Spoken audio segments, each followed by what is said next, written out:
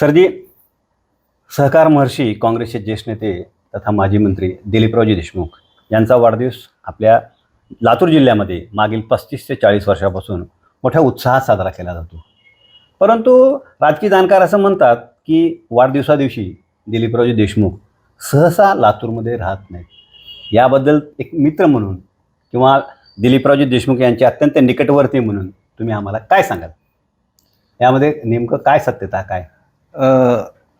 आपण प्रश्न विचारला तसं तर साहेबाबद्दल बोलत असताना साहेब भिडस्त स्वभावाचे आणि एक त्यांचा आग्रह असतो की वाढदिवसानिमित्त मग लोक येणं खूप हे करणं, तर त्याच्यापेक्षा आपण कुठेतरी मग साई शिर्डी असेल किंवा अन्य कुठं अध्यात्माच्या ठिकाणी त्यांना शक्य असेल तिथं जातात ते.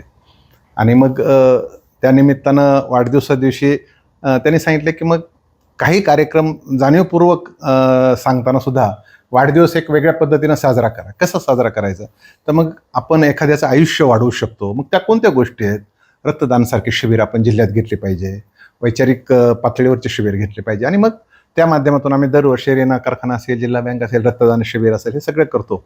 परंतु साहेब न राहण्यामागं एक स्वतःचं एक त्यांची संकल्पना आहे, धारणा आहे की आजचा दिवस वाढदिवसाचा किंवा माझा जन्मदिवस मी एका चांगल्या सान्निध्यात, ईश्वराच्या सान्निध्यात असेल किंवा शांततेच्या ठिकाणी, एक शांतता प्रिय आपण जर म्हणाला तसं की त्यांना एक ती आवड आहे आणि त्या आवडीचं ते जाणीवपूर्वक हे करतात आणि म्हणून कदाचित ते राहत नसावे. पण याला अपवाद म्हणून गेल्या मागच्या वर्षीचा 75वा वाढदिवस साहेब इथं होते आणि मग सगळ्यांना तो त्या दिवशी साजरा करता आला.